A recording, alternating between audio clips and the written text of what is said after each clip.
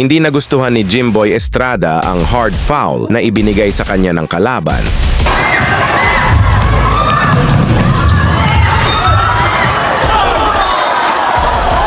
Kaya bigla siyang nag-beast mode. Pinatumba ang depensa, sabay pull-up jumper at bahagyang stare down sa kontra. Pero hindi pa siya nakontento. Bumitaw pa ng cold-blooded three-pointer sabay padala ng flying kiss sa kanilang bench. Kaya walang duda kung bakit siya ang hinirang na best player of the game. Kaya halika't panoorin natin ang highlights ng D-book ng Letran, Jimboy Estrada.